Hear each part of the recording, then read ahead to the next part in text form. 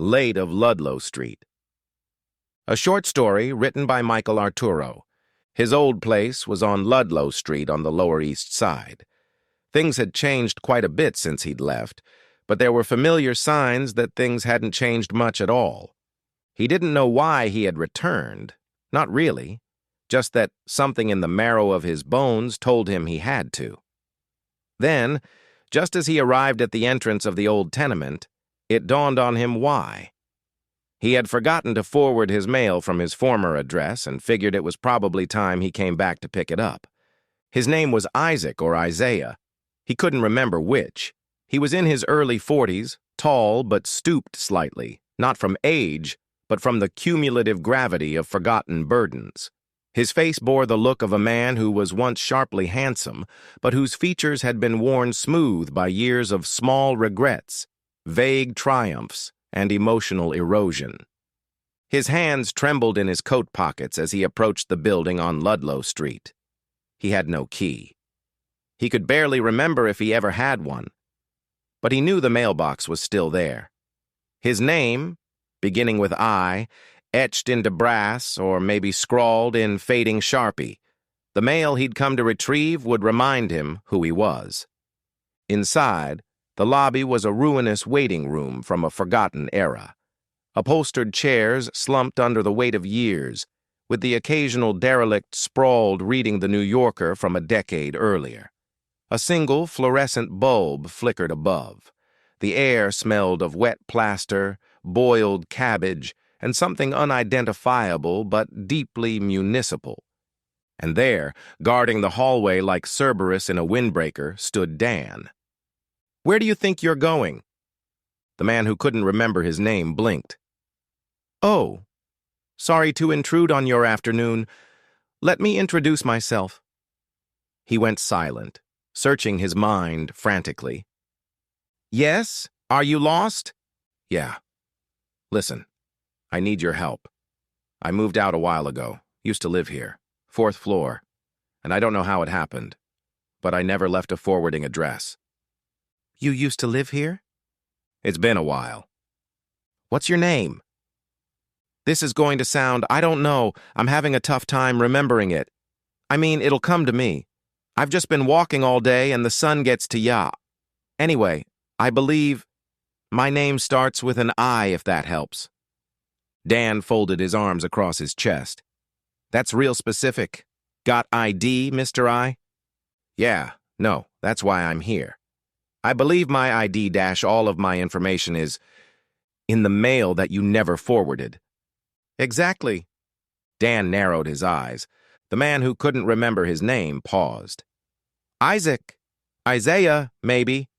No, my father's name was Isaiah. Indiana Jones, maybe." "Very funny." "No, it's Isaac. Yes. We're getting somewhere now. Isaac, son of Isaiah. If you can just let me go upstairs. They used to leave the mail by the door." "Look, my man, I've lived here forever. I don't remember you. Besides, no one leaves mail by the door. Mail is put into mailboxes." "You weren't here when I lived here." "Well, I'm here now." "Are you the building manager?" "No, I'm not the building manager. I'm the acting building manager. Name is Dan. Dan, the acting building manager. I volunteer to manage in an unofficial capacity. Understand? That means I'm the one to talk to. There's no front desk clerk, concierge, or superintendent. We all pitch in. But I'm the one the tenants come to in an emergency. Because I'm responsible. I'm on the weekend neighborhood watch. I had a new security system put in. I'm in constant contact with police. That's why I can't let just anyone in here." "Well, Dan, do I look dangerous?" "There's something about you that comes across as dangerous, yeah." "Listen, it just came to me. I remember there was a buzzer that used to stick on the 2nd floor. Right? Everyone used to complain about it. They used to complain about that, and the guy with the parrot in 3C, I think. You've heard the parrot squawking at all hours, haven't you?" "There's no buzzer. There's no parrot. I remember people who live here. You? I don't remember." "This is Ludlow Street, right?" "Yeah. Ludlow. You would know that if you used to live here." A laugh burst from the corner of the room. Isaac turned. There, perched on one of the slumping chairs, was a figure dressed in a black suit and thin tie.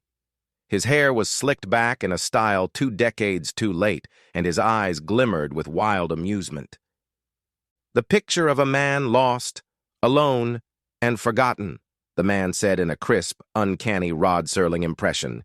"He arrives as a stranger, certain he belongs.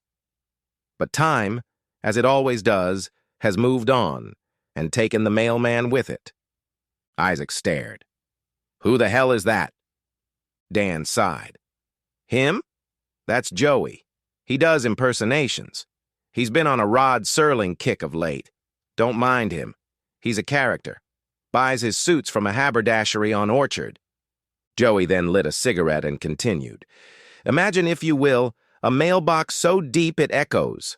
A chasm lined with regrets, overdue notices, and the occasional cry for help. Stamped first class." Isaac grimaced. "Hey, I'm serious. My life's on hold right now because I screwed up. I don't mean to inconvenience anyone. I need to retrieve my mail." "Nope," said Dan flatly. "That's not going to happen. I could get in trouble with the law if I went through the mail unauthorized, so I can't help you. Besides, if mail sits idle, it's returned to sender." "All of the mail?" "Well, when did you move out?" "It must have been 10 years ago, maybe." 10 years ago, and you expect your back mail to be here still?" "Why wouldn't it be?" Joey stood, blew a plume of smoke, and slowly approached. The stranger pleads his case to the gatekeeper, but a decade or more has passed and the gatekeeper holds firm. Perhaps behind that door lies truth. Or perhaps only junk mail and reminders of a life unpaid. "You know, you could really get on someone's nerves with that. I need to look for my mail, that's all." Isaac barked, eyes widening. Dan stepped between them. "That's enough. You got no ID, no key, and no proof you ever lived here. You're not getting past this lobby." Isaac swallowed hard. "Wait, I just remembered. My mother, she lives on the first floor, apartment 1B. Dan tilted his head. "You just remembered? How would you just remember something like that?" "I'm telling you, my head is in a fog." Dan turned to Joey. "He just remembered his mother lives here." Yeah, she's elderly. She's hard of hearing. German Jewish woman, you know. She escaped the Nazis to come here. She's lived in that apartment since before I was born." "She escaped the Nazis?" "Yeah. People did that, you know." "When was that, like 70 years ago?" "Maybe more." "And you expect her to be still living here?" "Why wouldn't she? She would have written to me if she died." "How could she have written to you if she was dead?" "I mean, before she died. Before she died, she could have written to you she was about to die. But you would have never received the letter since you didn't have your mail forwarded. Am I right about that?" "Yes, you're probably right about that, Dan. Could we just check all the same? She was alive when I moved out. I remember the cabbage soup she made that afternoon." Dan shook his head slowly. "Fine, Mr. No-Name. One knock. If she doesn't answer, you're out. Which apartment is it again?" 1B. You can smell the cabbage soup from here." The three of them, Isaac, Dan, and Joey, moved slowly down the hall, footsteps echoing. They stopped before 1B. Isaac lifted his hand to knock. Dan pushed him to the side and pounded on the door. "Mrs. Whatever your name is, you got a visitor." Silence. "Ma, it's your son. Open up," Isaac bellowed. "She's hard of hearing," he said to Dan. "Try again." Dan knocked louder. Joey clasped his hands like a funeral director. Some men leave home. Others are erased by it. He came in search of a dead letter with no forwarding address. What he found was his soul without a postmark. "How would you like a signpost up ahead rammed down your fucking throat, Mr. Twilight Zone?" Dan turned. "All right, that's enough. May, open up. It's me, Isaac." "Come on, let's go," Dan implored. Isaac turned to the door, placing a hand on the wood. "No, please! She's in there! She must be! Maybe she's asleep! She might have my mail! She used to keep things for me!" Dan pointed. "Out! Schwartz! I remember now. My name is Isaac Schwartz. My mother's name is Ida Schwartz. She lives here. You have to believe me." "There's no one by that name living in this building. You'll have to leave, or I'll call the police." Isaac was marched back through the hall. Joey followed, whispering dramatically, "In a world where time wobbles, cabbage soup goes unheated, and mothers are so hard of hearing they answer only in dreams, every window casts the wrong reflection, every doorknob tells a different riddle. Home isn't a place, it's a mirage." "Shut up!" Isaac snapped as he was shown the exit. Outside, the air had grown colder. The city roared obliviously around him. Isaac stood on the curb, unsure what to do next. Joey remained behind him like a shadow with a stage voice. "Portrait of Isaac Schwartz, a man denied. A life postponed. All for a key he doesn't possess. And a mailbox full of ghosts." "Fuck off," Isaac said as he took off down Ludlow. He didn't look back. Isaac wandered the streets like a man sleepwalking through his own obituary. The buildings loomed overhead like stone-faced judges, their windows blank and unblinking. He turned down Broome, then Essex, then back again, always circling Ludlow as if orbiting the epicenter of a trauma he couldn't name. Then he saw him. A postman. Blue uniform, cap low, wheeling a squeaky mail cart overflowing with envelopes and unspoken verdicts. "Hey!" Isaac shouted, stumbling forward. The postman didn't stop. He turned the corner onto Rivington like a figment vanishing into a dream. Isaac followed. "Hey! Hey, wait!" He turned onto Rivington, but the postman was already halfway up Clinton, then somehow across Delancey. The cart's wheels clacked like typewriter keys, recording an invisible history. Isaac's lungs burned, and his legs stiffened, but he couldn't stop. He cut through a narrow alley behind what used to be a butcher shop. Once, long ago, he'd stolen a pickle from a barrel there and been chased with a meat cleaver. The smell of sawdust and brine returned in a flash, as did the memory of his first kiss in the alley behind Bernstein's books, where the girl had tasted like bubble gum and library dust. Isaac passed a boarded-up storefront that had once been his father's favorite deli, Herschel's Fine Cuts. He could still hear his father complaining about the prices, even though the pastrami was free. On Orchard Street, he nearly lost the postman again. But just as the figure turned toward the Williamsburg Bridge and was about to vanish into myth, a different sound stopped Isaac cold, a low mechanical hum. A mail truck pulled up beside him. It idled like a beast catching its breath. The driver leaned out, cigarette in one hand, elbow on the doorframe. He had eyes like smoked glass and a voice like dry felt. "I'm looking for Isaac Schwartz." "I'm Isaac Schwartz." "Oh, yeah? The Isaac Schwartz? Used to play stickball with my little brother?" he said. Isaac nodded, panting. "Stoop ball. Stoop ball. Morris Feldman. Yeah, I remember Morris. He died.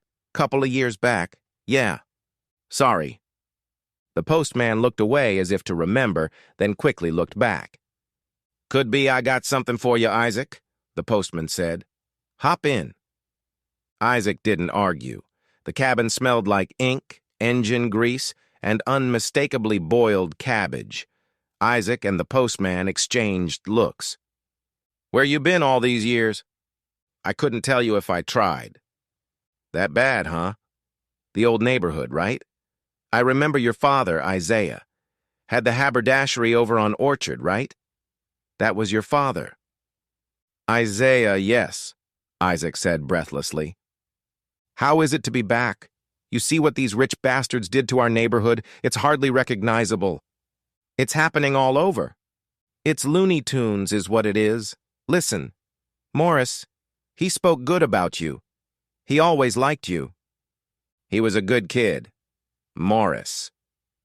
He was a bookmaker, just so you know. Started off to make ends meet, and then he went a little wild.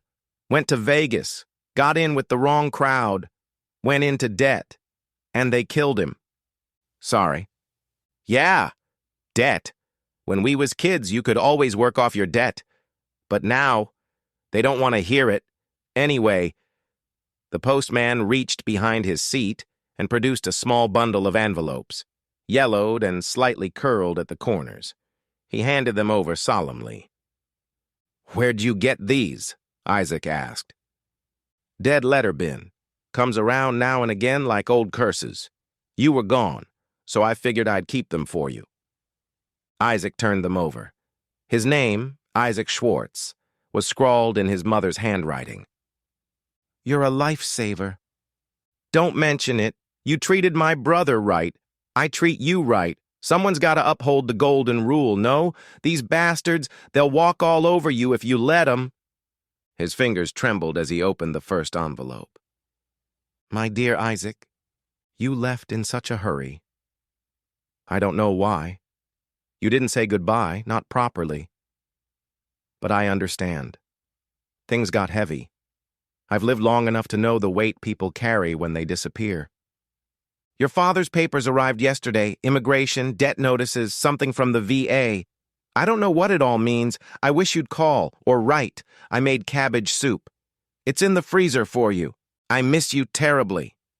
Love, Magister." Isaac pressed the paper to his chest. His mother's words were like a match struck in the fog. Tears began streaming down Isaac's face. He doubled over. "You all right there, Isaac?" the postman asked, taking his eyes off the road. I'm okay. Want a hug or something?" "No, keep your eyes on the road, please. Don't be falling apart on me."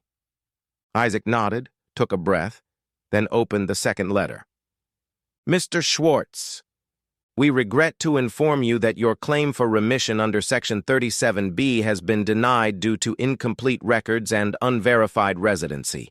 Your father's estate balance, including outstanding debts from 1963 through 1987, has been transferred to your name.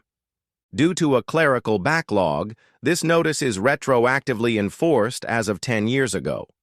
Immediate appearance is required at the originating address of record, Ludlow Street, pending administrative closure. Failure to comply may result in asset forfeiture and memory retention penalties. Sincerely, New York Municipal Debt Reconciliation Department." Isaac looked up, pale.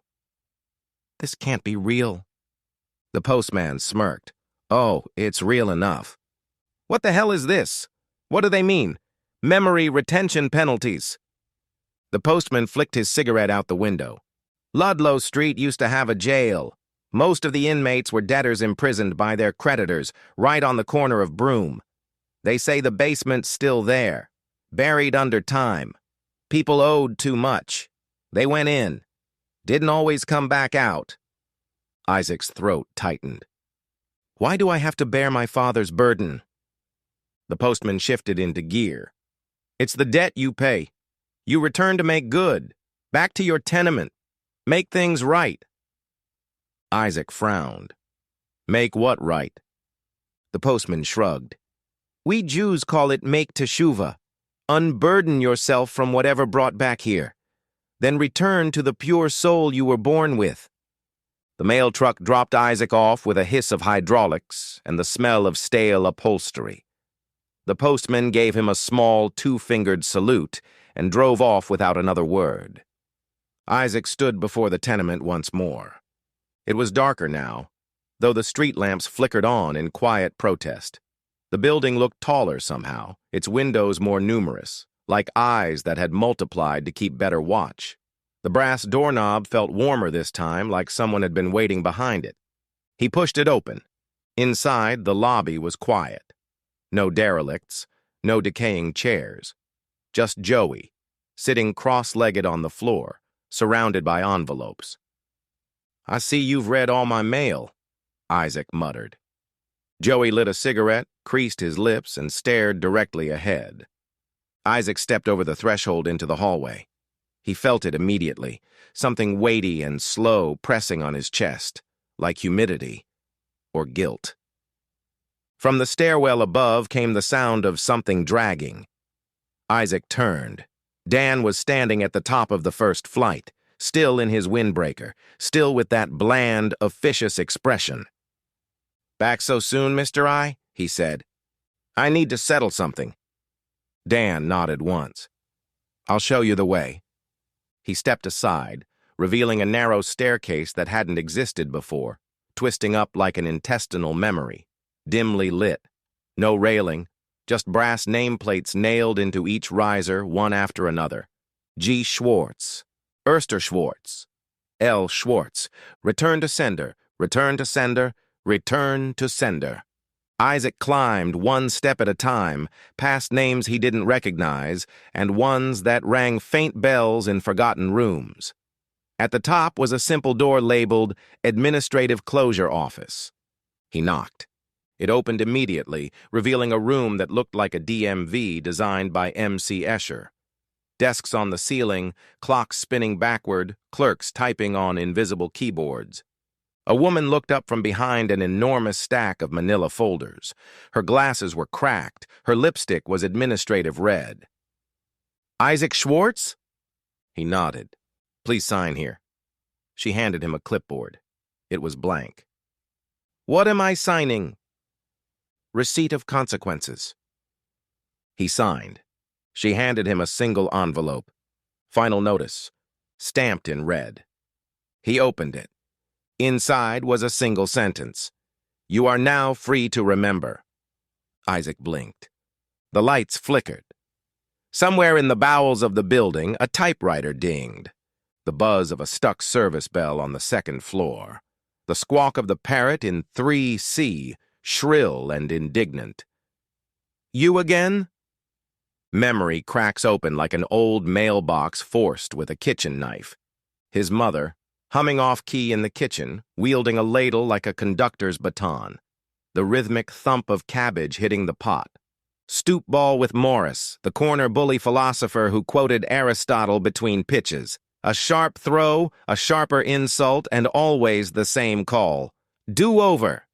Lillian, red curls and a chipped tooth, who once gave him a marble for his birthday and a black eye the same afternoon.